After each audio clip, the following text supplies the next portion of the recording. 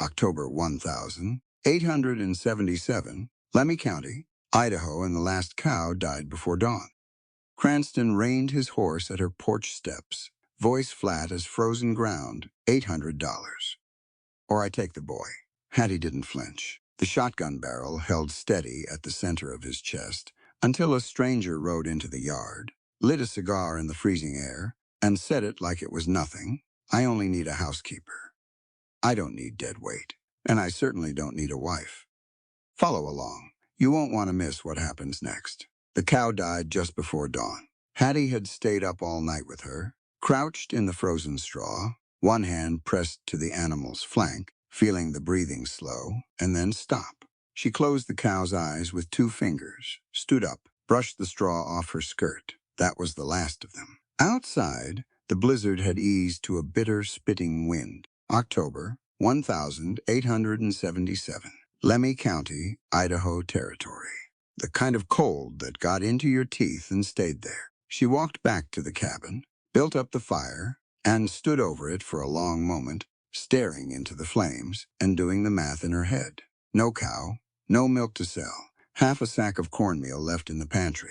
Lucas's boots had a hole in the left sole, stuffed now with a folded piece of canvas sack. Winter had arrived 3 weeks early, and it had arrived mean. The numbers didn't lie, they never did. She was still standing there when she heard the horses, 3 of them coming up the frozen track fast. She crossed to the window and wiped the frost off the glass with her sleeve. Even through the gray morning light, she knew who it was. Eugene Cranston sat his horse like a man who had never doubted he owned everything he looked at. He probably believed that. He had the sheriff's ear, the bank's vault, and enough lawyers on retainer to bury a person in paper before they ever saw the inside of a courtroom. Behind him rode 2 of his men, big, quiet. The kind of quiet that meant they were paid not to talk, only to stand there and make a room feel smaller. Hattie moved without rushing. She pulled her late husband's coat off the hook by the door and shrugged it on. Went to the corner, reached behind the flour sack,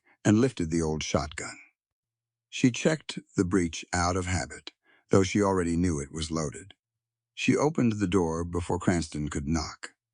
He reined his horse a few feet from the porch steps. He had a wide face, red from the cold, with a gray mustache that he kept trimmed, like it was the one thing in his life he controlled with care.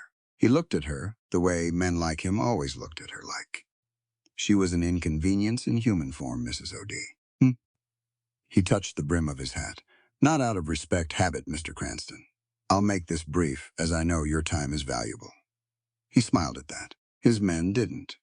The note your husband signed comes due this week. $800. I've been more than patient. Patrick has been dead 4 months, she said. I'm aware. He glanced past her, into the cabin. Looking for Lucas, she knew. The debt doesn't know that, I'm afraid. $800. Patrick had borrowed $200 to buy equipment for the mine. Cranston's interest had done the rest. She'd seen the numbers. She'd gone over them a dozen times at the kitchen table by lamplight, adding and subtracting until the candle burned down to nothing. There was no arithmetic in the world that made it work. I don't have $800, she said. You know that. Then we'll need to make other arrangements. He reached into his coat and produced a folded document. The boy, Lucas. He's what, 10 years old? Healthy enough, except for that foot. There's work he can do. Light work, laundry, kitchen labor. I have an operation, over in. No, the word came out flat. Final, she raised the shotgun. Her hands were steady. The barrel pointed at the center of his chest and didn't waver. Cranston's horse shifted under him. One of his men moved his hand toward his hip. You Irish trash, Cranston said quietly. Something ugly had slipped into his voice. The polite mask was gone. You think that changes anything? You're a widow with a crippled child and a dead cow I can see sticking out of your barn from here. Put the gun down, and maybe I find it in my heart to. You finish that sentence, Hattie said, and I'll finish this conversation. For a moment, nobody moved. The wind cut across the yard and threw a handful of snow against the porch rail. Then hoofbeats, one horse coming from the eastern road, moving at a steady pace, not urgent, not slow. A rider who wasn't rushing because he didn't need to rush. The man who rode into the yard was tall in the saddle, broad-shouldered, wearing a heavy wool coat, the color of charcoal. He had dark hair going gray at the temples, a jaw that looked like it had been carved out of something that didn't soften easy. He stopped his horse between Hattie's porch and Cranston's men, and he looked at the scene in front of him with the calm expression of a man who had seen worse before breakfast. He lit a cigar.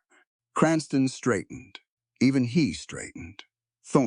Gideon Thorne, didn't answer right away. He took a long pull on the cigar and exhaled into the frozen air, watching Cranston through the smoke. Eugene, his voice was low, unhurried.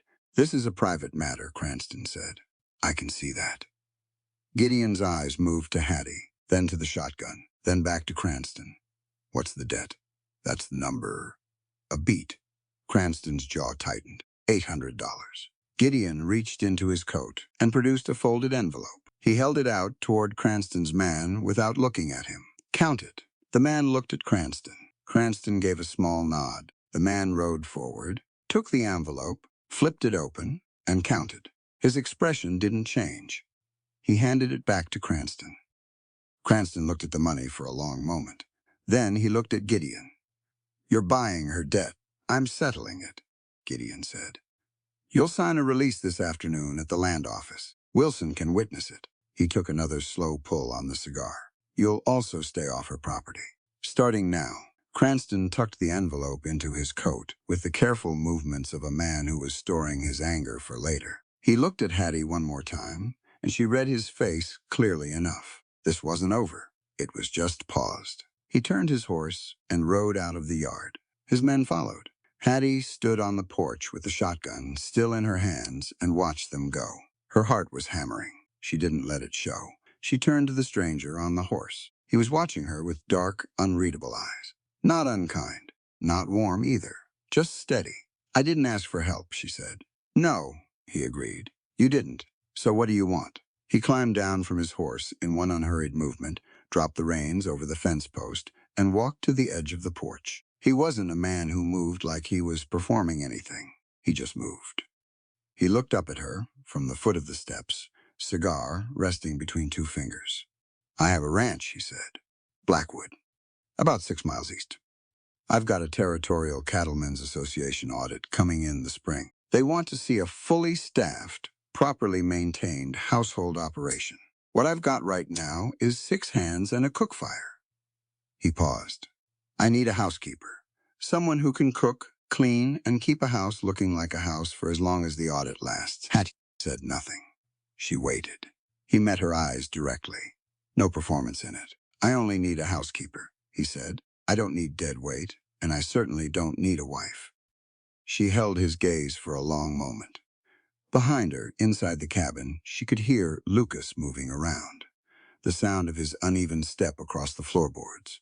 Her brother, who had nowhere else to go. She looked at the yard, at the barn where the cow lay dead, at the frozen ruts in the track where Cranston's horses had stood 20 minutes ago, at the envelope full of money that had just passed out of this yard, which had belonged to a stranger who apparently wanted nothing from her but work. The math for once was simple. She set the shotgun against the doorframe. "My brother comes with me," she said. "He's 10. He carries his weight and earns his keep. That's not negotiable."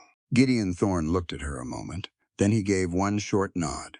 "Be ready by morning," he said. He took a final pull on the cigar, dropped it in the snow, and walked back to his horse. She watched him ride east. Then she went inside to pack. They left at first light. Hattie had packed everything they owned into 2 carpet bags and a canvas take-long. Lucas carried his own bag without complaint, though she caught him wincing twice on the frozen ground. His left boot hit the earth at the wrong angle, the way it always did, and she'd learned years ago not to offer her arm unless he asked for it. He never asked. Gideon sent Cletus with a wagon. The old hand arrived exactly when he said he would, just as the sun was coming up pink over the ridge. He had a face like cured leather and gray eyes that took everything in without reacting to any of it. He helped load their bags into the wagon bed without a word, and then he climbed back up front and waited.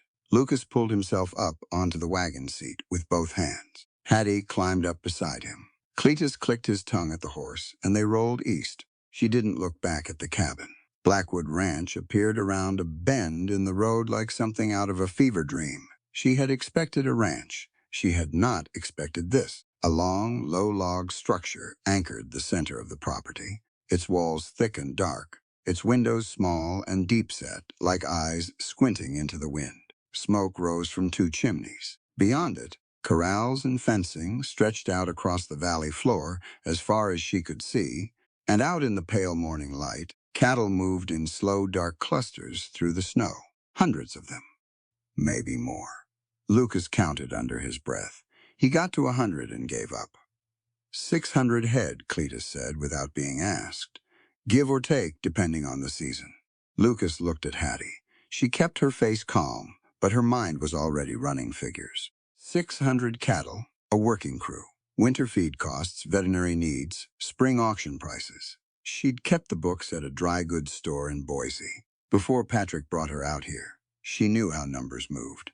Cletus pulled the wagon up to the main house and climbed down. The front door opened before they reached the steps.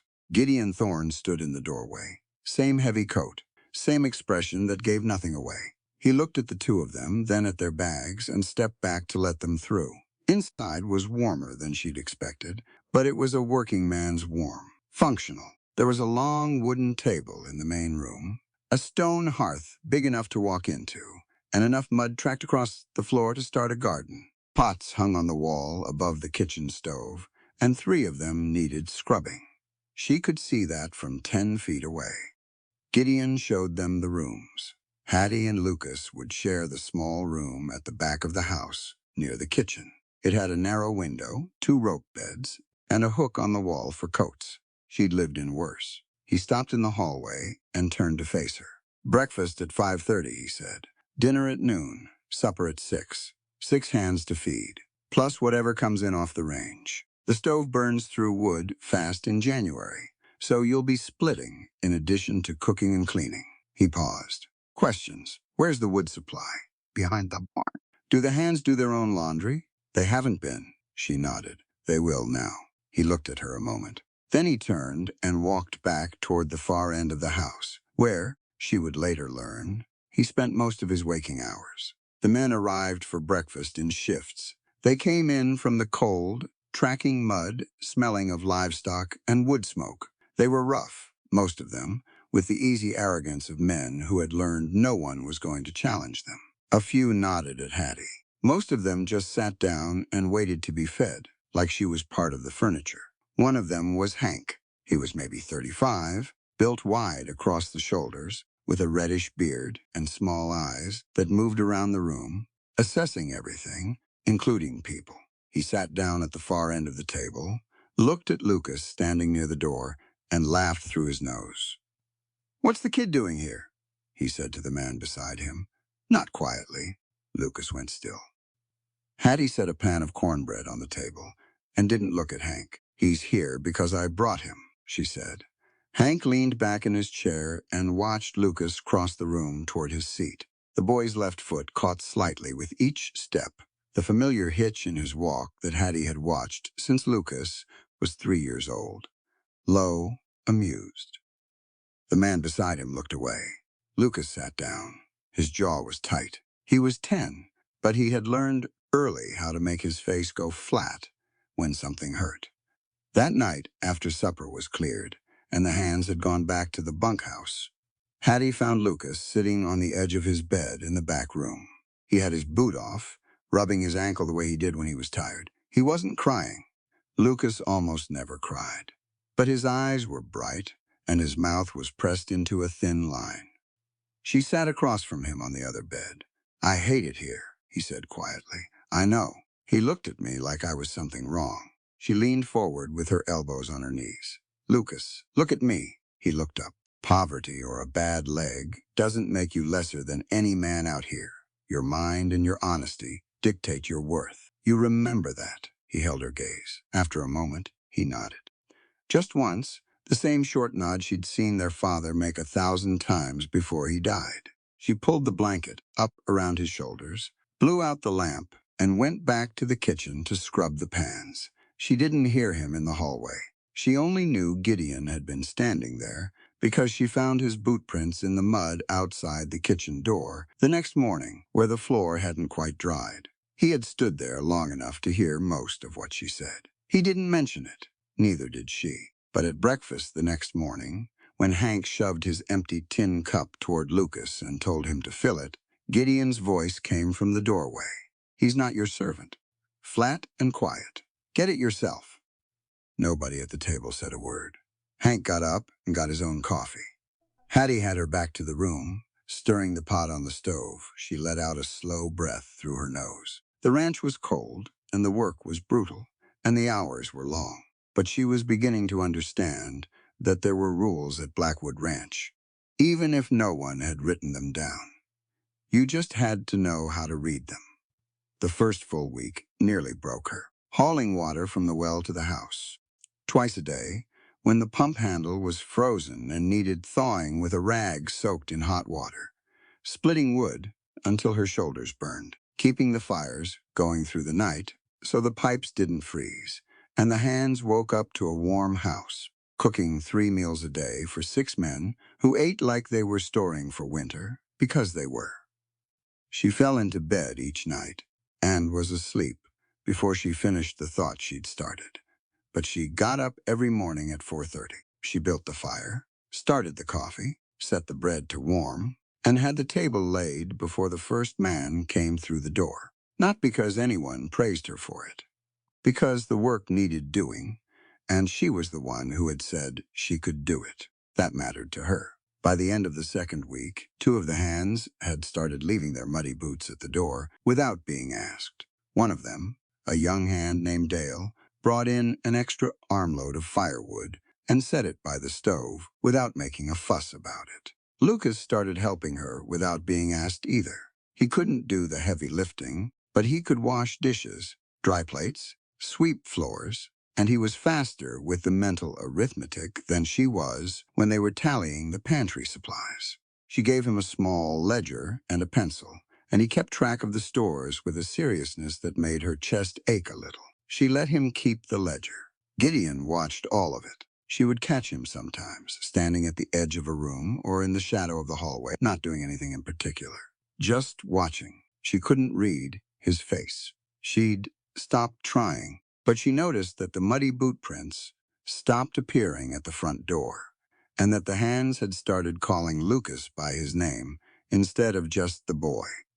Small things. Things that didn't happen by accident.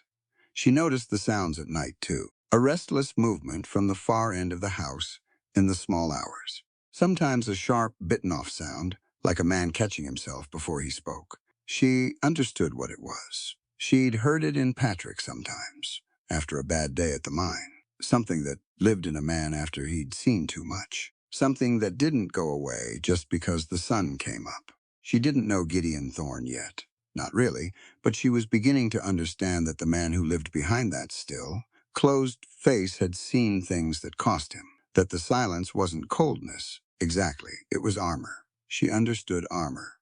She was wearing some herself. It happened on a Thursday. Hattie had spent the morning hauling water, scrubbing the main room floor on her hands and knees with a bristle brush, and getting the boards as clean as they were likely to get, given the volume of traffic that crossed them every day.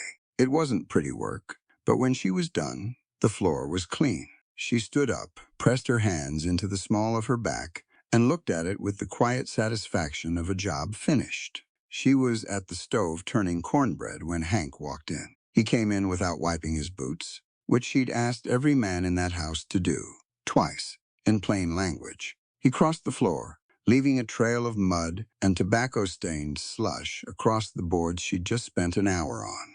Then he settled into his chair, tilted it back on 2 legs, turned his head, and spat a mouthful of tobacco juice onto the floor. He looked at her. "Bring me some whiskey with supper," he said. Hattie didn't move for a moment. She stood at the stove with her wooden spoon. In one hand, she breathed in, she breathed out. Then she set the spoon down, crossed to the table, and picked up the cast-iron skillet from the stovetop. It was her best one, heavy, seasoned black, with a handle worn smooth from years of use.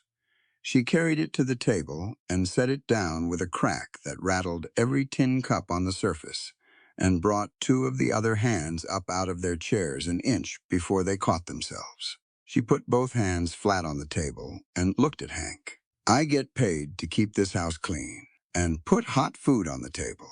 Her voice was completely level. "Not to take abuse from fools. Anyone who doesn't wash his hands and leave his dirty boots at the door doesn't eat." Hank stared at her. The other hands went very still. "You threatening me?" Hank said. He pushed his chair back and stood up, all that wide-shouldered bulk unfolding to its full height. His face had gone red. "You're a house girl, a hired woman. You want to try." The door opened. Gideon Thorne stepped through it. He took in the room in about 1 second, Hank standing. Hattie at the table with the skillet, the trail of mud across the clean floor, the tobacco spit. He didn't raise his voice. He didn't say anything at first. He just walked to the corner, picked up the wooden bucket she used for mopping, and set it down at Hank's feet. Then he crossed to the rag pile near the basin and dropped a cloth on top of the bucket. He looked at Hank. Hank's jaw worked. The color in his face climbed a shade higher. But he looked at Gideon's eyes, and something there stopped him. He picked up the rag. He got down on one knee and started cleaning the floor. Nobody spoke. Gideon hung his coat on the hook, washed his hands at the basin, and sat down at the table like nothing particular had happened. He looked at the food on the stove, and then he looked at Hattie. She held his gaze for a moment. Then she went back to the stove and finished serving up supper. The men came to the table in ones and twos. Lucas slipped in through the kitchen door and moved toward the far end of the table, where he usually sat, close to the wall and away from the noise. He was carrying his ledger, which he sometimes brought to the table to work on while he ate. Hank, who had finished the floor and set the bucket aside, came back to the table and dropped into the chair beside where Lucas usually sat. He looked at the boy with an expression that made it clear. The chair next to a 10-year-old with a clubfoot was beneath him. He didn't say it out loud. He just sat there with that look on his face, radiating contempt, the way a stove radiates heat. Lucas slowed. He looked at the chair. He looked at Hank. His face went flat the way it did when he was deciding whether to feel something. Gideon picked up his plate. He carried it down the length of the table, set it down next to Lucas, and pulled out the chair. He sat down beside the boy. Then he reached across Lucas and moved a serving dish a little closer, the way you'd do for anyone sitting next to you at a table. He looked at Lucas. "Pass the bread." Lucas blinked. Then he picked up the bread basket and handed it over. That was all. No speech, no announcement. Gideon ate his supper beside the boy, and when Lucas said something quiet about a column of numbers in his ledger, Gideon leaned over and looked at it without making a thing of it. Hattie stood near the stove and watched. She'd seen men assert authority before. Patrick had done it with volume, the way a lot of men did. Cranston did it with money and paperwork. But she'd rarely seen a man do it, the way Gideon Thorne did, without a word, without a performance. He just sat down next to the boy that everyone else had decided didn't count. And the act itself said everything that needed to be said. Nobody at that table could look at the scene and believe, honestly, that Lucas was less than them, because the man who ran the ranch didn't appear to believe it. Some of the hands went quiet for the rest of the meal. Thoughtful, maybe, or just recalculating. Hank said nothing more that evening. He ate, he pushed back his chair, and he left. After supper, once the dishes were done, and Lucas had been sent to bed with his ledger and a candle, Hattie stood at the kitchen basin, washing the cast-iron skillet. She heard a boot on the floorboard behind her. "She didn't turn around. You could have had him removed weeks ago," she said. "Hank?" Gideon leaned in the doorway. "Yes." "Why didn't you?" A pause. "He's the best roper on the spread." He said it plainly, without apology. "But that doesn't mean he runs the house." She scrubbed the skillet. "He'll make trouble again." "Probably. And I'll handle it." He was quiet for a moment. "So will you by the look of it?" She turned around then. He was standing in the doorframe with his arms crossed, and there was something in his expression she hadn't seen on him before. Not warmth exactly, more like recognition, one capable person acknowledging another. She turned back to the basin. "Good night, Mr. Thorne." "Thorne is fine," he said. A pause. "Or Gideon." She didn't answer. But when she heard him walk away down the hallway, she let herself look at the clean, dry floor of the kitchen, at the skillet, gleaming now, back to its proper condition, at the quiet house around her. She thought about what it meant that a man like Gideon Thorne would sit down beside an overlooked 10-year-old boy without making a speech about it. She thought it meant something. She put the skillet on its hook, dried her hands, and went to bed. She found the problem on a Tuesday night in late November.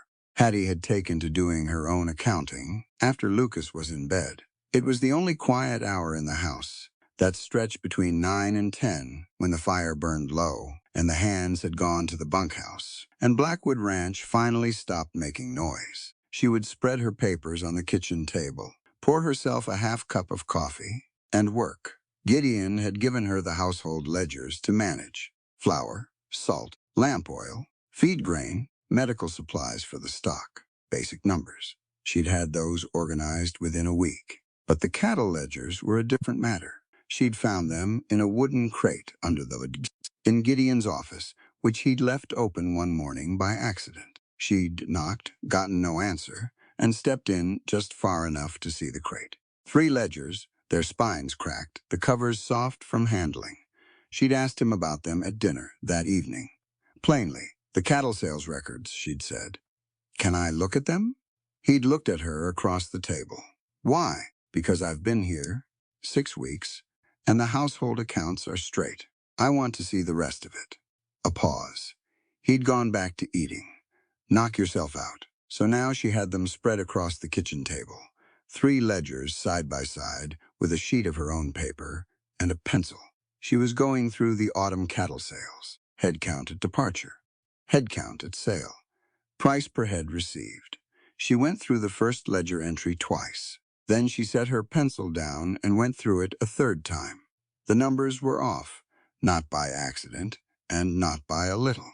The buyer's record showed 43 head sold in the September auction. Gideon's own tally from the ranch, recorded the morning the cattle left, showed 49, 6 head unaccounted for.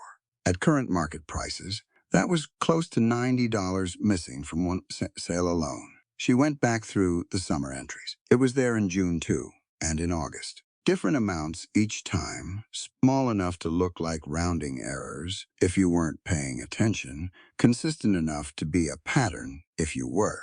Someone was skimming cattle off the top of every sale and pocketing the difference. She sat back in her chair. She was still sitting there, the pencil tapping against the table, when she heard the sound from the far end of the house, a sharp intake of breath, then silence, then the low creak of floorboards. She'd heard it before, always between midnight and 2 in the morning. She got up, poured a second cup of coffee from the pot on the stove, and walked down the hallway. The light was on under Gideon's door. She knocked once lightly. Silence. Then, "I'm awake." She opened the door. He was sitting in the chair by the window, still fully dressed, his boots on. The lamp on the desk was lit. He had one hand over his eyes, his elbow on the armrest, and he looked like a man who had been running hard and just stopped. He looked up when she came in. His expression shifted, a flicker of something she couldn't name, and then it was gone. She crossed the room and held out the cup. He looked at it for a moment, then he took it. She pulled the desk chair over and sat down across from him. She didn't ask what he'd been dreaming about. She didn't ask if he was all right. She just sat there in the lamplight with her own cup and let the silence be what it was. After a while, some of the tension went out of his shoulders. "You should be asleep," he said. "I was doing the ledgers." He looked over at her. "Find anything?" "Yes, but it can wait until morning." She paused. "The cattle buyers are cheating you." He was quiet. "How much?" "I need to finish going through all 3 books. But from what I've found so far, at least $250 over the past season. Maybe more." He exhaled through his nose. "I knew the numbers were slipping." "You knew?" "I knew something was off." He turned the cup in his hands. "Numbers aren't my strong suit." She'd guessed as much. She'd watched him in the evenings sometimes, when the hands brought him paperwork from the county land office or documents from the Cattlemen's Association. He'd read them slowly, his finger moving along the lines, and occasionally she'd seen him set something down and stare at the wall for a moment before picking it up again. "How far back does it go?" he asked. "I don't know yet. I'll need to pull the older records if you have them. There's a box in the cellar." She nodded. She'd find it tomorrow. They sat in silence for a while. The fire in his small hearth had burned down to coals. Outside, the wind moved through the pines, and somewhere in the distance, one of the cattle made a low sound and went quiet. "I can teach you," she said. He looked at her. "The math and the reading if you want. I'm not saying you can't manage it yourself. I'm saying 2 people working on it is better than 1, and I've got time in the evenings." He didn't answer right away. She'd learned that about him. He didn't fill silence with words just to fill it. "And what do you get out of it?" he said finally. "I know how to run a household and keep books. I don't know how to survive out there." She nodded toward the dark window. "I've been here 2 months, and I still don't know how to read the weather coming off the mountains. Cletus says there are ways to spot a storm 3 days out, but he's not exactly a teacher." Gideon looked at her for a long moment. "You want to learn to shoot too?" "I want to learn to shoot properly. There's a difference between pointing a shotgun at a man's chest and actually being useful with a firearm." He almost smiled. It was barely there, just a slight shift at the corner of his mouth, but she caught it. "All right," he said. "All right." She stood up and took her empty cup. At the door, she stopped. "Gideon." It was the first time she'd used his name out loud. It felt strange and ordinary at the same time. "The nightmares, they don't have to mean anything about you. They just mean you saw things a man shouldn't have to see." He didn't respond. She hadn't expected him to. She went back to the kitchen and sat with the ledgers until 1 in the morning, working through the numbers by lamplight while the house slept around her. The lessons started the following week. He taught her to load and fire a Colt revolver in the yard behind the barn, where the noise wouldn't spook the stock. The first morning, she fired wide 6 times and hit the fence post twice. He corrected her grip without touching her hands, just describing it, telling her to relax her wrist, to sight along the barrel instead of above it, to squeeze rather than pull. By the 4th morning, she was hitting the tin can on the fence post 4 out of 6 shots. "Better," he said. "I want 5 out of 6. You'll get there." He showed her how to read the cloud formations above the Lemhi Range, how a certain stacking of gray cloud against the western peaks meant snow within 48 hours, how the cattle moved when a storm was coming, pushing closer together, drifting south, how the temperature of the wind shifted in the hour before it turned serious. She showed him how to work a column of figures from the bottom up to check his own arithmetic, how a ledger entry needed 3 parts: the date, the amount, and the category, always in the same order, so you could find anything in under a minute. She brought him books from the small shelf in the main room, and they sat at the kitchen table some evenings, working through a paragraph at a time. He read haltingly at first, and she didn't rush him. When he lost a word, she'd point to the letters and work through it with him the same patient way a dry goods store owner had once done for her when she was 12 and newly arrived from Cork with almost no English.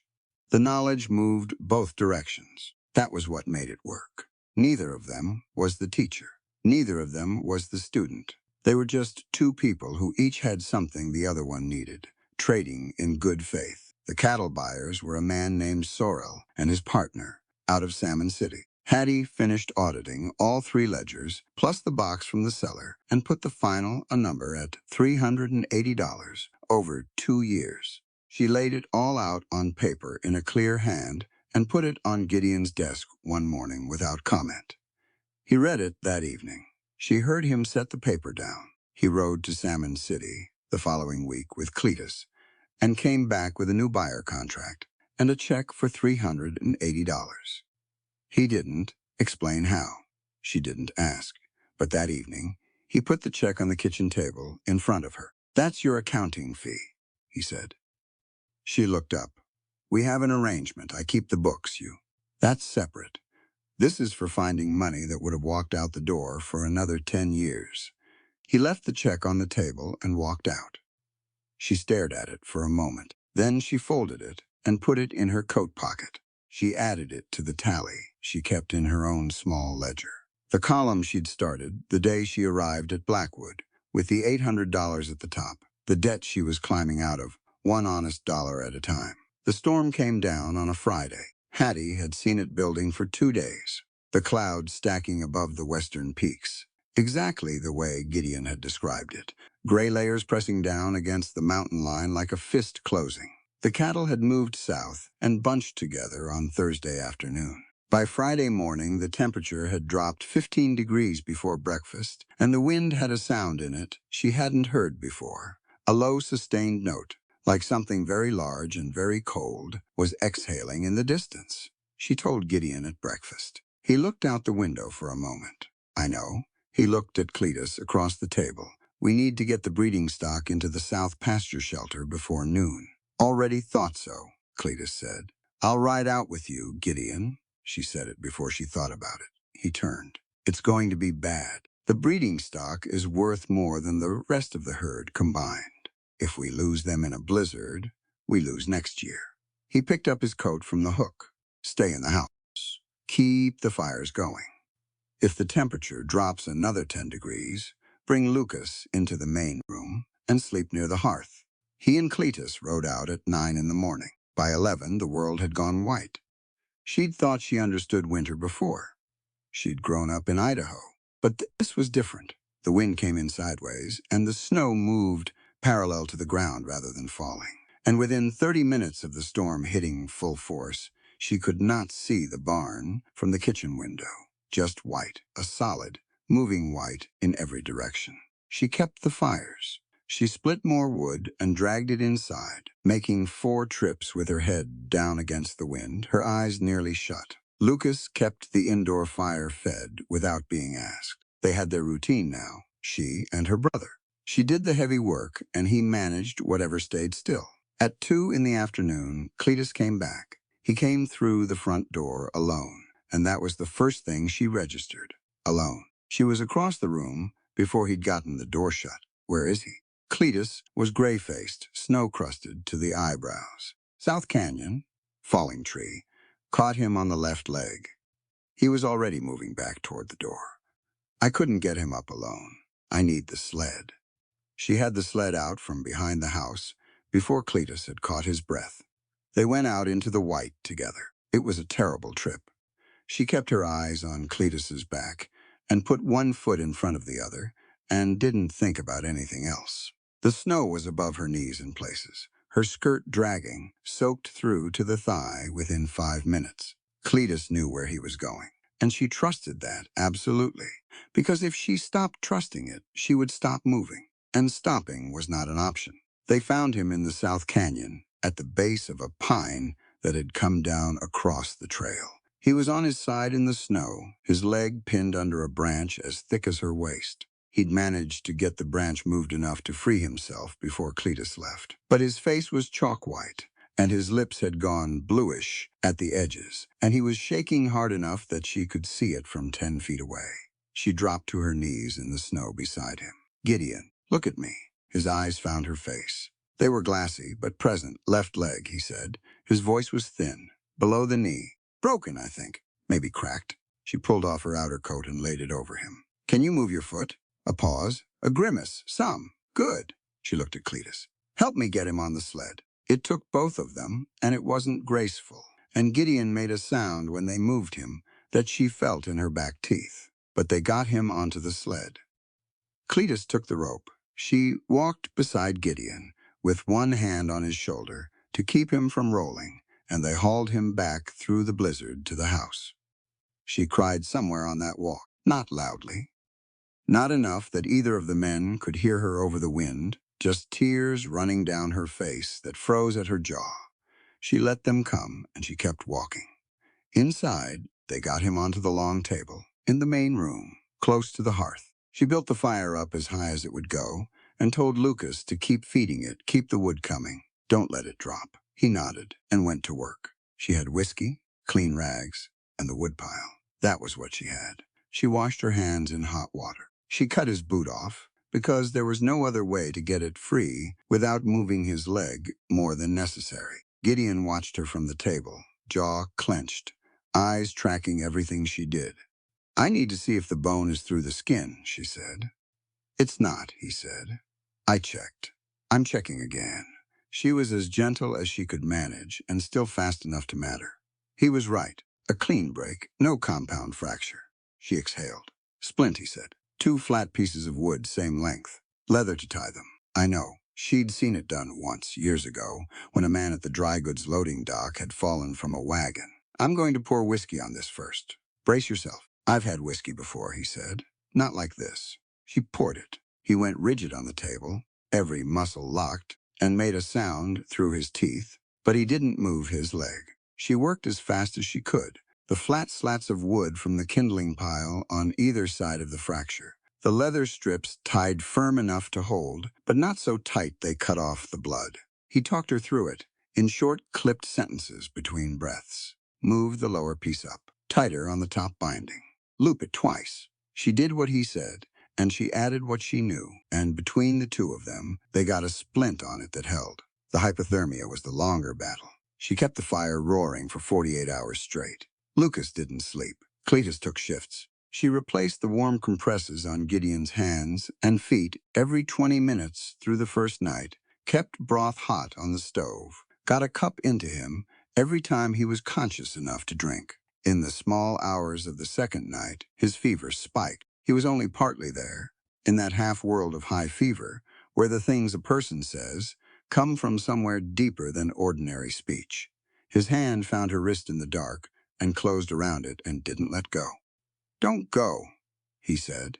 His voice was rough. "Don't leave." She didn't pull her hand away.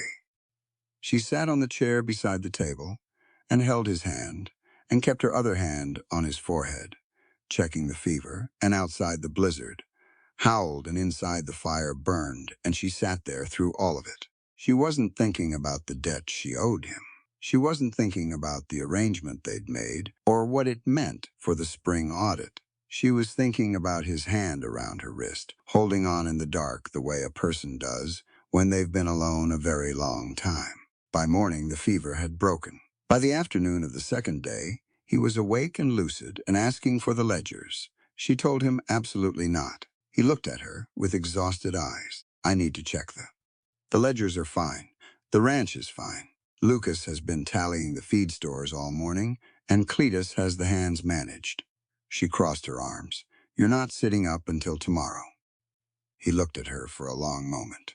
"All right," he said. She went to the kitchen to heat more broth. She stood at the stove for a minute with both hands around the pot handle and let herself feel all of it. The fear from the canyon, the long night, the relief. Let it move through her and settle. Then she ladled the broth into a cup and carried it back to him.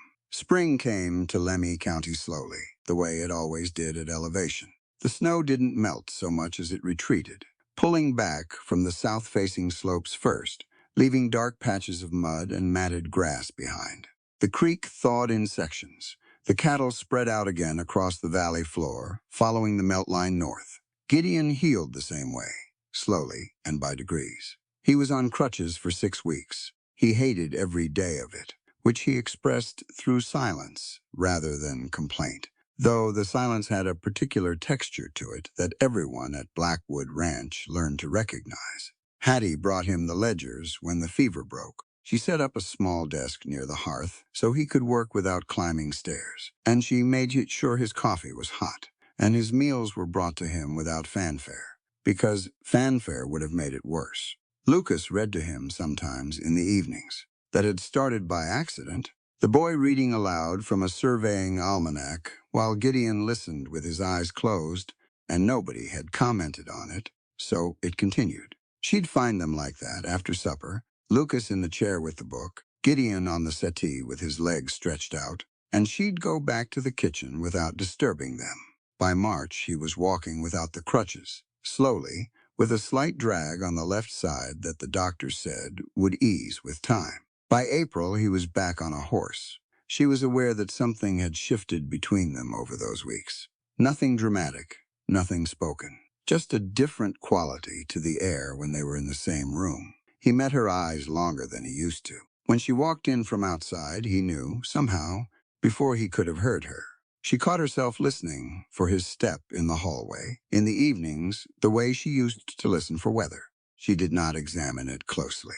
There were practical things to manage, and she was good at practical things. The morning Cranston rode in, she was hanging washing on the line. She heard the horses and felt the change in her stomach before she turned around. 3 riders coming up the main track. Cranston in front, his gray mustache and his wide, satisfied face. The local sheriff beside him, a man named Briggs, who had the uncomfortable look of someone who knew he was being used, but had decided the pay was sufficient.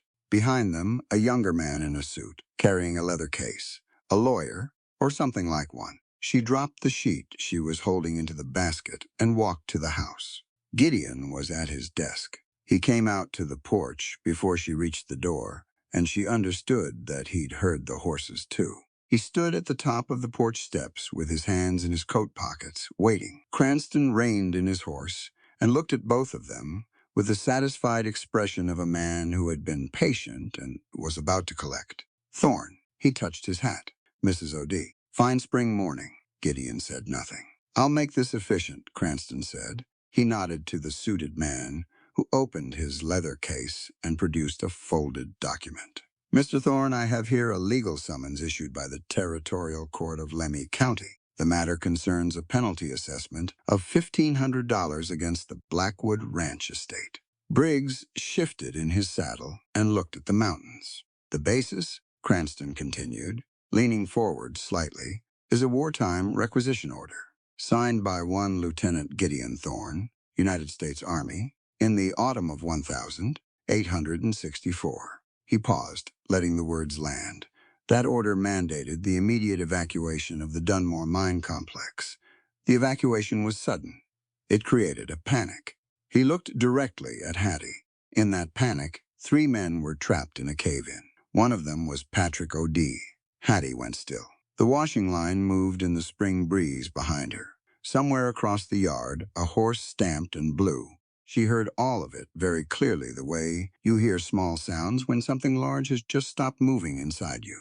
She looked at Gideon. He was looking at her. His face was absolutely still, but his eyes were not. In his eyes, she could see it. The thing she hadn't been able to name for months. The weight he carried that she'd mistaken for solitude and history. It was guilt. Old, specific, and real. He knew, Cranston said, watching her face with an interest that made her skin crawl. He knew who you were when he rode into your yard. Couldn't have missed it, could he? The widow of a man who died because of his order.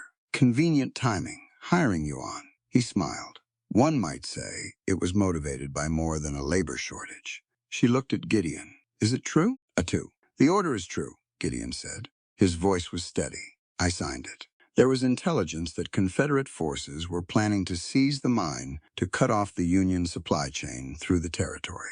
I had 20 minutes to make the call. He paused. I didn't know about the cave-in until after the war. I didn't know Patrick O'Dia's name until you told me yourself.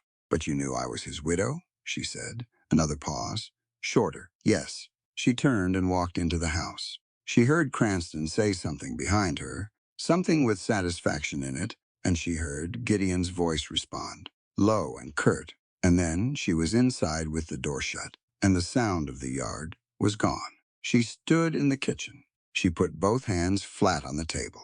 The ledgers were stacked on the corner. Her best skillet was on the hook. Lucas's pencil was lying on the windowsill where he'd left it that morning. 4 months of work, 4 months of learning this place, building something in it, becoming someone in it. And underneath all of that, from the very first day, Gideon had known.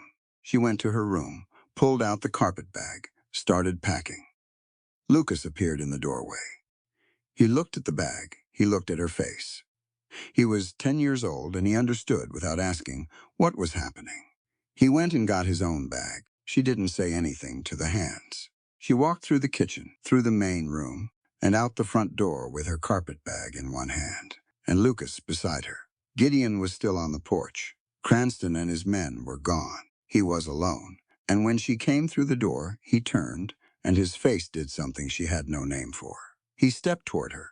Hattie. She kept walking, down the porch steps, across the yard. Hattie. He came off the steps, the left leg dragging slightly, moving faster than he should have been on that leg. Listen to me, please. She didn't stop. I was going to tell you. His voice cracked at the edge of it. Just slightly. Just enough that she heard it. I've been trying to find the right way to tell you for months. She reached the gate at the edge of the yard and pushed it open. The spring mud pulled at her boots with every step. Hattie. She heard him stop.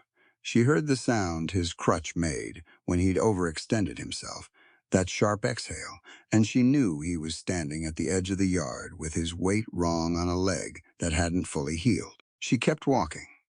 From behind her, she heard Cranston's laughter.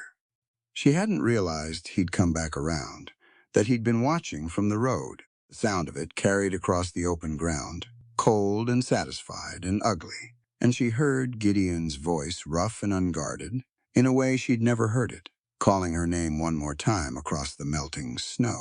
She didn't look back. She walked the road south, Lucas beside her, and she did not let herself look back at Blackwood Ranch, or the man standing on the porch with his shadow stretched long in the thin spring light. She walked until Cranston's laughter was gone, until the only sound was the mud under her boots and the creek running fast with snow melt somewhere below the road. Lucas didn't say anything. He matched her pace and carried his own bag and didn't ask where they were going. She was grateful for that, more than she could have said. She'd met Takil twice before, briefly at the trading post in town. He ran a seasonal encampment about 4 miles south of Blackwood, on a piece of flat ground near the creek, where the Nez Perce had been trading since long before there was a town to trade in. He was a tall man with a quiet authority about him that reminded her faintly and uncomfortably of someone she was not thinking about. He had a reputation in the valley for dealing fair, for knowing the market price of anything that moved on 4 legs, and for not tolerating manipulation in any direction. She showed up at his encampment in the late afternoon with a carpet bag and a 10-year-old and no particular plan. Takil was outside tallying a set of pelts when she walked in. He looked at her. He looked at Lucas. He looked at the carpet bag. "Mrs. Odia," he said. "Mr. Takil, I need somewhere to stay for a few days while I sort out my circumstances. I can work for the space. I'm a decent cook, and I'm good with numbers." He studied her for a moment. Then he nodded once toward the far end of the encampment. "There's a spare tent," he said. "Supper is in an hour." That was the whole negotiation. She cooked supper with the 2 women who managed the camp kitchen, quiet women who moved efficiently and didn't ask questions, and she made herself useful in the way she'd learned to make herself useful, by watching what was needed and doing it before she was asked. Lucas found a corner near the fire, pulled out his ledger, and started writing in it. A young Nez Perce boy about his age came and looked at the ledger with open curiosity, and Lucas showed him the columns without being prompted. By morning, they were sharing the ledger, the Nez Perce boy adding marks in his own script beside Lucas's numbers, both of them examining the comparison with serious faces. Hattie watched this and thought about what Gideon had said once, sitting at the kitchen table over a set of reading exercises. He'd said that a person only stopped learning the day they decided they already knew enough. She'd agreed at the time. She still agreed. That was the frustrating thing. On the second day, Takil found her doing his accounts. She hadn't asked permission. She'd found the ledger on his trading table, seen immediately that it was a mess, not through any dishonesty on his part, but simply because his system wasn't a system. It was a collection of notes that meant something to him and would mean nothing to anyone else. And she'd sat down and started organizing it. He stood across the table and watched her work. "The Carson brothers," she said, without looking up. "They bought 40 pelts from you in February and paid you market price for 32. Silence. 8 pelts short," she continued. "At current Salmon City rates, that's about $11. Takil pulled out a chair and sat down. "I've been trading in this valley for 15 years, he said. "The Carson brothers have been skimming for at least 3. I know. I can show you how to document the count so they can't do it at the point of sale." She looked up. If you want. He looked at her ledger work for a long moment. What do you want for it? I want to know the territorial commerce laws, she said. The statutes around land deeds and debt, forgiveness, and fraudulent contract claims. You've been trading here long enough to know them better than most lawyers. He tilted his head slightly. That's a specific thing to need. I have a specific problem. He was quiet. Then, show me what you've done with the accounts. She showed him. He listened, asked 2 questions, and understood it completely. He was sharp, Takil.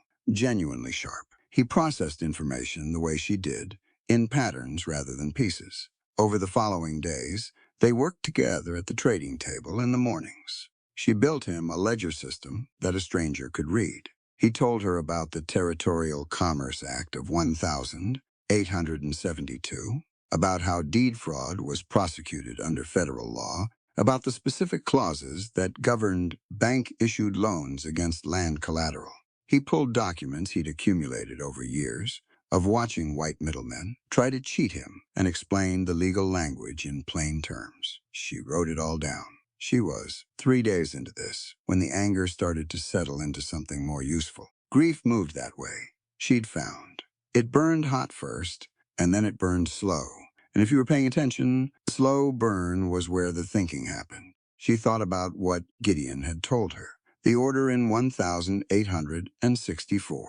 20 minutes to decide. She'd grown up with enough men who'd come back from the war to understand that wartime decisions weren't made the way peacetime decisions were made. You didn't have the luxury of certainty. You made the call with what you had, and you lived with the outcome. He'd lived with this one for 13 years. She thought about the way he'd looked at her on the porch that morning. Not defensive, not calculating. Like a man who had been waiting for something to happen, and now that it had, he was still standing there, making no move to save himself. She was sitting with all of this one evening outside the tent, watching Lucas and his new friend race a pair of sticks down the creek current, when Takil came and sat down in the camp chair beside her. He had a tin cup in each hand, and he offered her one. She took it. They sat for a while without speaking. The creek ran fast, and the light was going gold over the western ridge, and somewhere in the camp behind them, someone was playing a low, steady drum.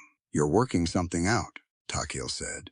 I am the man from Blackwood Ranch. She looked at him. He shrugged slightly. People talk, and you've been writing in that notebook of yours for 3 days like it owes you money. He sipped his cup. Whatever he did, it sounds like it came before he knew you.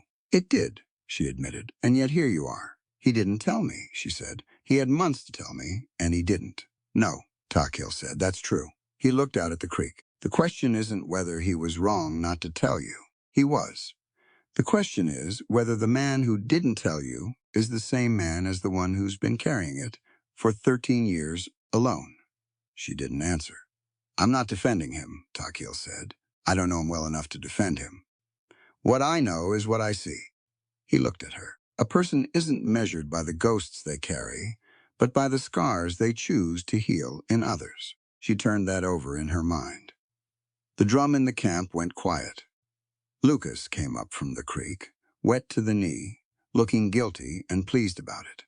She raised an eyebrow, and he shrugged in exactly the way he used to shrug when he was 5 and had dropped something breakable. She handed him her cup of tea and told him to go dry off. She sat there after he'd gone, looking at the creek and thinking. Gideon had carried his guilt about the mine in the same way he carried everything else, silently and alone, and for a very long time. She understood that. She'd done the same thing with the debt after Patrick died, sitting at a kitchen table with a candle and numbers that didn't work, telling no one how bad it was. She didn't think he was a bad man.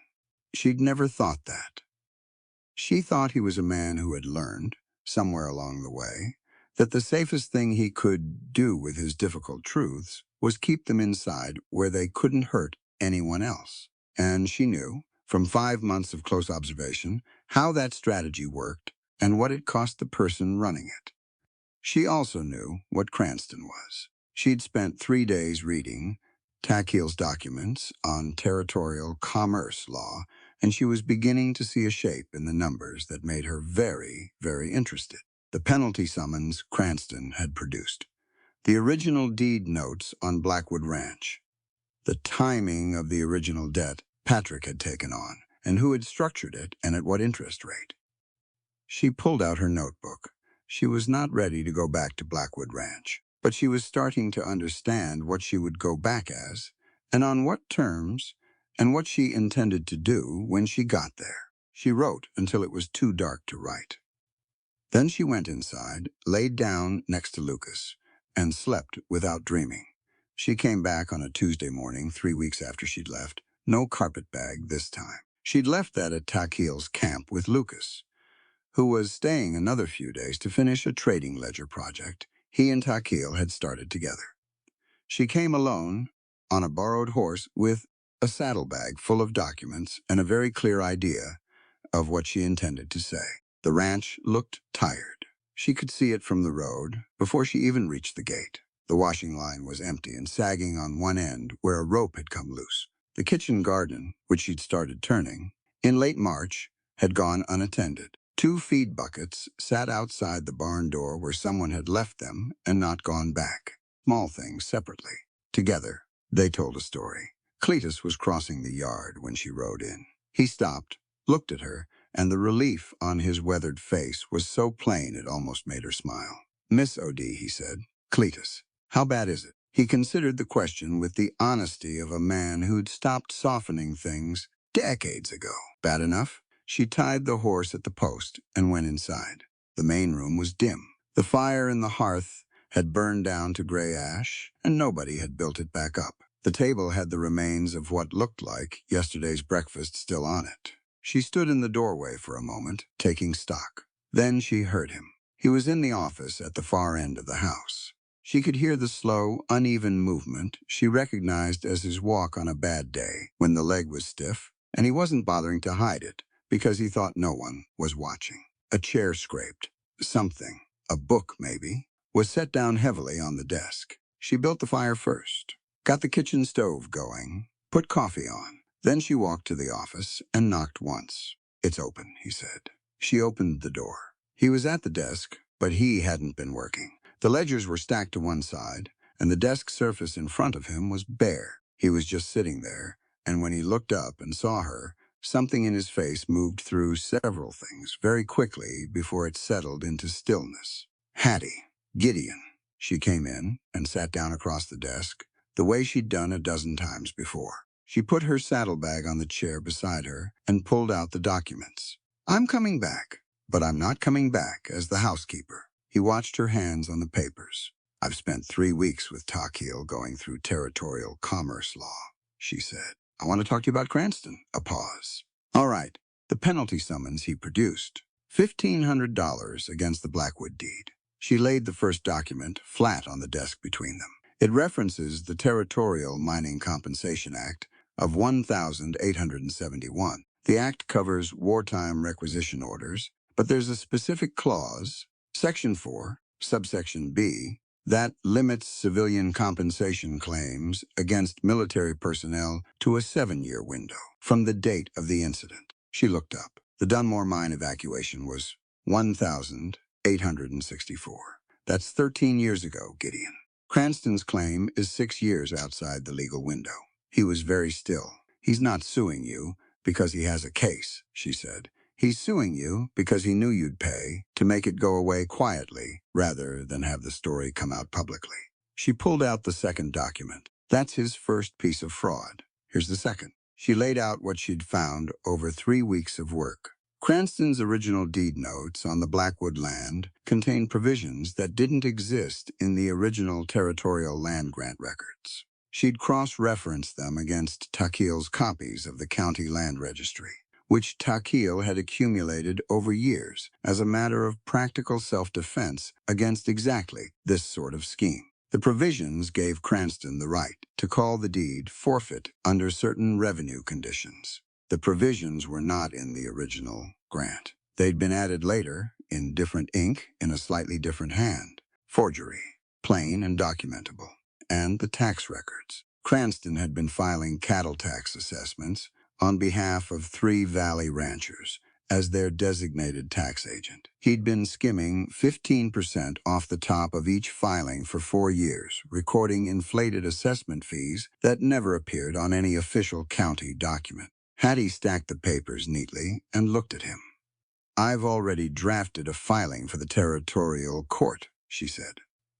Takheel's network gave me receipts from 6 traders that established the correct market prices Cranston should have been reporting, enough to freeze his fraudulent claims against this property while the court investigates.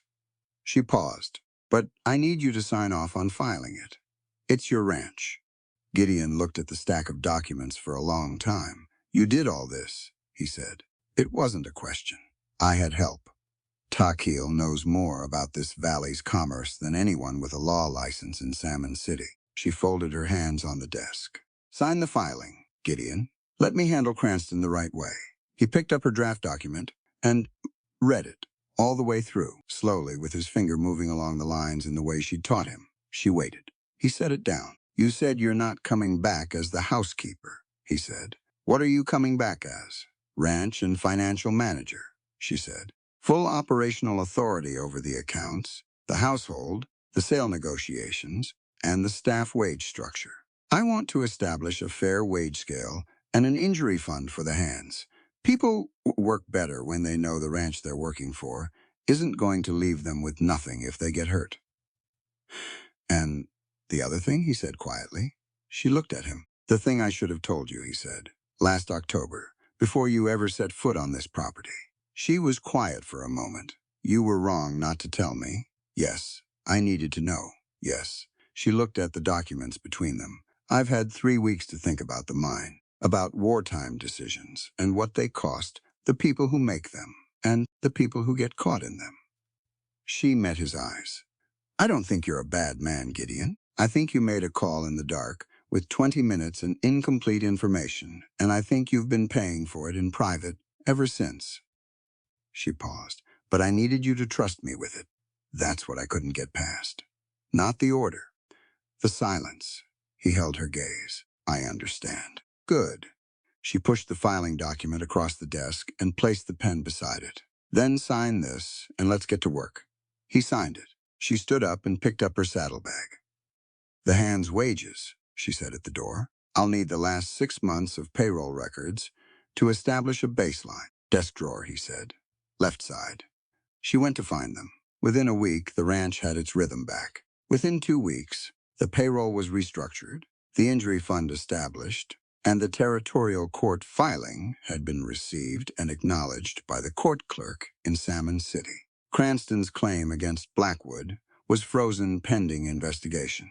She told the hands herself, at supper, what the injury fund meant and how it worked. If you got hurt doing Blackwood work, Blackwood covered your recovery. No exceptions, no negotiations. It came out of a dedicated account she managed separately from the operating budget. The table went quiet when she said it. Then Dale said, "Nobody's ever done that before." And she said, "Someone should have," and that was the end of the discussion. Even Hank didn't argue. The attack came in the second week of June. She'd been half expecting it. When you froze a man's fraudulent land claims and filed a formal complaint with the territorial court, you were taking away the thing that man had been building toward for years. Men like Cranston didn't absorb that quietly. They retaliated with whatever they had left. What Cranston had left was money, and he spent it on 8 hired guns. Cletus brought the word in late afternoon. One of the neighboring ranchers had seen the men ride through town, hard-faced and well-armed, heading north out of Salmon City on the Blackwood Road. 8 of them, the rancher had counted. Traveling fast. Gideon called the hands together. In the barn within the hour, Hattie stood in the back and listened to him lay it out. They'd come at night, most likely.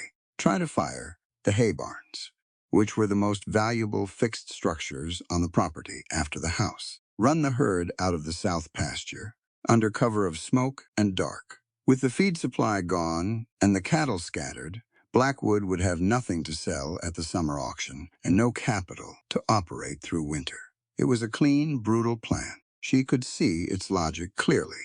She could also see its weakness. She pulled Gideon aside after the hands dispersed to prepare. "The South Canyon," she said. "The irrigation gate, the one that feeds the lower pasture from the creek." He looked at her. "What about it? If we open it fully tonight, the runoff from last week's rain will flood the canyon floor. It's been soft ground down there since the thaw. Full irrigation on top of that, and it'll be mud 2 feet deep by midnight." She met his eyes. Anyone moving cattle or horses through that canyon in the dark is going to lose half their momentum before they clear the south bend. He was quiet for a moment. "That's the only approach that keeps them out of sight from the main road." "I know," she said. "That's why they'll use it." He looked at her for another second. Then he turned and started toward the irrigation gate. "Hattie." He stopped without turning around. "Stay behind the barn wall when it starts." "I'll be at the irrigation gate," she said. "Someone needs to manage the water level." He turned around. "I know how to shoot," she said. "You taught me." He held her gaze. She didn't look away. "Stay low," he said finally. "Always." Takil arrived just before dark with 4 of his own men, armed and quiet. He'd gotten word through his trading network the same way he always got information, early and accurately. He didn't make a speech about it. He rode in, assessed the setup, and positioned his men along the east ridge without being asked. The night was wet. A low cloud cover had moved in at dusk, which worked in their favor. No moon. The fog came down off the mountains around 9 and lay across the canyon, floor in slow-moving layers. Hattie was at the irrigation gate at 9:30. She'd opened it halfway an hour ago. The water was already moving through the channel into the lower canyon. She could hear it in the dark, the soft rush of it spreading out across the flat ground below. She crouched behind the gate, housing with the colt in her hand, and waited. She heard them before she saw them. The muffled sound of horses moving at a walk, someone trying to keep it quiet, and not entirely succeeding. Then a voice, low, telling someone to hold up. They'd reached the canyon entrance and felt the ground change under their horses. She opened the gate fully. The water came through in a surge. Not a flood, not dramatic. Just a steady, powerful push of cold creek water across ground that was already soft. She heard the horses react immediately. That particular sound a horse makes when the ground does something unexpected under its feet. And then the voices stopped being quiet. She moved back from the gate along the fence line, staying low the way Gideon had taught her. The shots came from the ridge first. Gideon and the hands had positioned along the high ground on both sides of the canyon, and when the rustlers' horses started struggling in the mud below, they opened fire into the dark above the riders' heads. Warning shots, precisely placed. The message was clear. The hired guns were professional enough to understand the situation fast. They were in a narrow canyon, on horses that couldn't move properly, with shooters on both ridges they couldn't see. They hadn't been told about the water. They hadn't been told about the ridge positions. Whatever Cranston had promised them, this was not what they'd agreed to. 2 of them turned around within the first minute. The rest followed within 5. They came out of the canyon at a scrambling trot, horses mud-caked to the shoulder, and found Gideon and the Blackwood hands blocking the canyon exit on dry ground with weapons raised. Nobody fired. Nobody needed to. The hired guns looked at the line of men in front of them and made the only sensible calculation. They dropped their weapons, put their hands up, sat there in the fog with mud dripping off their horses, and waited for what came next. What came next was the U.S. Marshal. He arrived from Salmon City at a hard ride 20 minutes later, which meant Cletus had ridden out for him that afternoon, and he'd been moving since before dark. He was a lean, efficient man named Carver, who didn't waste words. He looked at the 8 disarmed men sitting in the mud and looked at Gideon. Gideon handed him a folder of documents. Hattie had prepared it that morning before any of this started. Cranston's forged deed provisions, the fraudulent tax filings, the court acknowledgement of the frozen claim, and a sworn statement from the rancher in town who'd seen the hired men ride out. Marshal Carver read through it, standing in the foggy dark with a lantern. Then he rode to Eugene Cranston's house at the edge of Salmon City and put handcuffs on him before midnight. Summer came to Blackwood Ranch the way good things sometimes do, quietly and all at once. The grass in the valley came up thick and green, and the creek ran clear, and the 600 head of cattle moved across the lower pasture in the long evening light like a slow, dark river. The hay barn smelled of fresh-cut timothy grass. The corrals were mended. The kitchen garden that Hattie had started in the spring had come in better than she'd expected. Tomatoes and squash, and 2 long rows of potatoes that Lucas had planted himself with the serious attention he brought to anything he decided was worth doing. The court proceedings against Cranston were concluded in May. Fraud, forgery of land documents, tax evasion, hiring armed men across territorial lines for the purpose of property destruction. The sentences were read in the Salmon City courthouse, and Hattie was there for all of it, sitting in the gallery with Lucas beside her and Takil 2 rows back. She didn't feel triumphant when it was done. She felt the particular quiet of a thing that had been weighing on you for a long time, finally being set down. She walked out into the sunshine and took a long breath. Blackwood's books had never been cleaner. She'd restructured the entire operation over the spring, separating the cattle revenue accounts from the land operating costs, establishing a seasonal reserve fund, renegotiating the buyer contracts with 3 different auction houses to ensure competitive pricing on every sale. The hands had their injury fund and their fair wages, and they knew it. And the quality of the work at Blackwood had climbed accordingly. Dale had brought in 2 cousins looking for work, and she'd hired them both after a week's trial. Cletus was training the younger one on the cattle count, and doing it with a patience she hadn't known the old man possessed. Hank had left in March. No confrontation. He'd simply ridden out one morning and not come back. She'd put his wages in an envelope and left it at the trading post in town, because he'd earned them regardless. That was the rule at Blackwood. You earned your pay, and you got your pay. She was in the kitchen on a Tuesday morning in late June, going over the July supply orders with Lucas, when she heard Gideon come in from the yard. He'd been out since early morning, which was usual. He stopped in the kitchen doorway, which was also usual. He looked at her in a way that was not usual at all, even for him, with something carefully held in his expression, like a man who had decided to do something and was about to find out if it was the right decision. He was holding a piece of paper. "Lucas," he said, "can you give us a minute?" Lucas looked at Hattie. She gave a small nod. He picked up his ledger and went, closing the kitchen door quietly behind him in the manner of a child who fully intended to stand right outside it. Gideon came to the table. He set the paper down in front of her. She looked at it. It was a legal document, properly filed, with the territorial court seal at the top. She read it once. Then she read it again. It was a deed transfer. 50% ownership of Blackwood Ranch transferred into the name of Harriet Mary O'Dia. Beside the deed, he set a second document. She read through it. An educational endowment established through the Territorial Education Registry for the benefit of underprivileged and disabled children in Lemhi County. The initial contribution was substantial. At the top of the beneficiary list, in Gideon's careful, newly practiced handwriting, was Lucas O.D.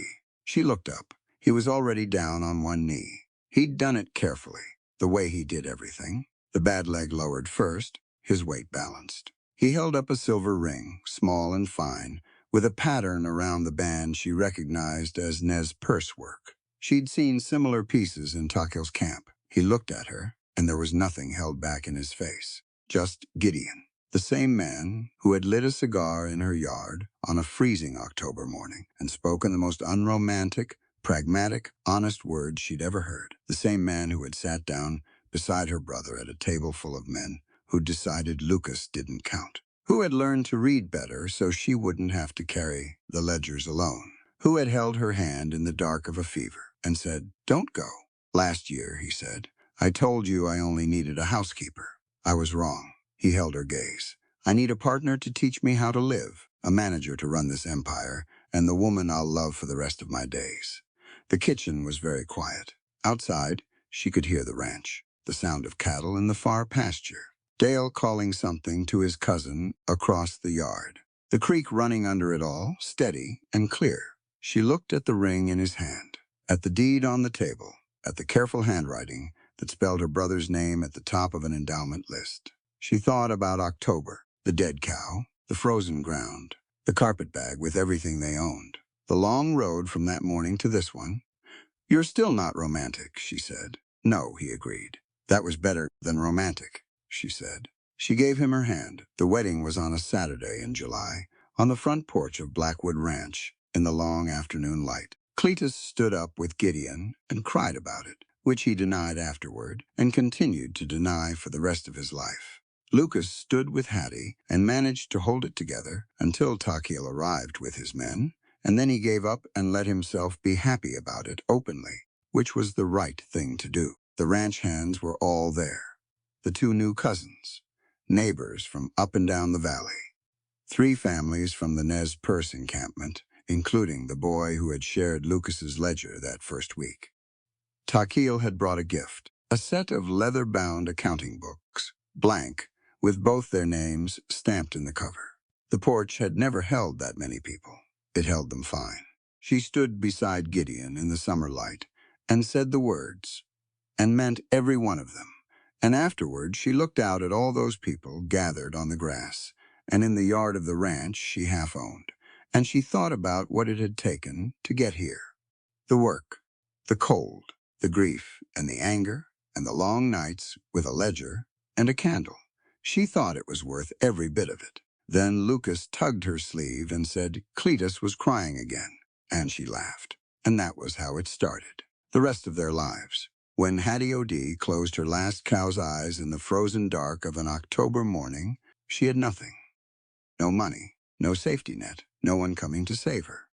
What she had was a 10-year-old brother who needed her, a head full of numbers, and a refusal to lie down in the snow and let the world win. That's where this story begins. Not with a hero on a white horse. Not with luck or magic or a wealthy stranger who fixes everything. It begins with a woman who picked up a shotgun and stood on her porch in a blizzard and said no. That single word, quiet, flat, final, is the heartbeat of everything that follows. The first thing this story teaches us is that dignity is not something other people give you. Hattie didn't wait for permission to matter. She walked into Blackwood Ranch, a place full of men who dismissed her as a poor immigrant woman, and she made herself indispensable, not by being louder or tougher or more aggressive than everyone else, but by doing the work with total integrity every single day. She showed up at 4:30 in the morning when no one was watching. She scrubbed the floor because it needed scrubbing. She caught the fraud in the ledgers because she was paying attention when no one expected her to be. Respect followed her because she was already carrying it herself. She didn't ask for it. She demonstrated it. The second thing this story shows us is what real partnership looks like. Gideon Thorne and Hattie O'D are not a fairy tale couple. They are 2 damaged, capable people who decided, slowly and practically, that they were stronger together than apart. He taught her to read weather and handle a firearm. She taught him arithmetic and showed him that asking for help is not the same as being weak. Neither of them tried to rescue the other. They traded what they had in good faith, and in doing so, they built something that neither of them could have built alone. That is not romance as performance. That is partnership as a daily choice. The third thing worth carrying away from this story is what Takil said to Hattie on that creek bank when she was trying to work out whether to forgive a man who had carried a terrible secret in silence for months. He told her that a person isn't measured by the ghosts they carry, but by the scars they choose to heal in others. That line deserves to sit with you for a while. Every person in this story is carrying something heavy. Gideon carries 13 years of wartime guilt. Hattie carries grief and debt and the particular exhaustion of a woman who has been underestimated her entire life. Lucas carries a disability in a world that has already decided what that means about his worth. None of them are defined by what they carry. They are defined by what they do with it. Gideon sits beside the overlooked boy at a table full of men who want the boy to disappear. Hattie builds an injury fund for the people who work hard for a ranch they don't own, because she remembers what it felt like to have nothing and no safety net. Lucas keeps his ledger and his precision and his honesty and proves, quietly and completely, that a mind and a moral character are the only measurements that matter. And finally, this story is about what it means to build something that lasts. Not just a ranch, not just a marriage, an institution. By the time summer arrives at Blackwood, the payroll is fair, the accounts are clean, the hired hands fight to protect a place that treats them with dignity. And the educational fund that carries Lucas O.D.'s name at the top of the list will go on long after all of them are gone. Hattie didn't just survive.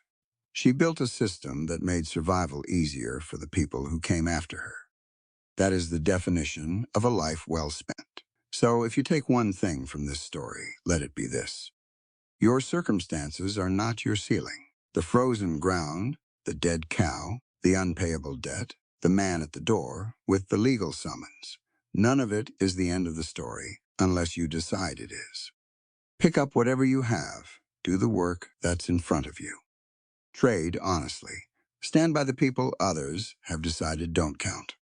And don't mistake silence for weakness in the people who matter most to you, because sometimes the heaviest things are the ones no one talks about.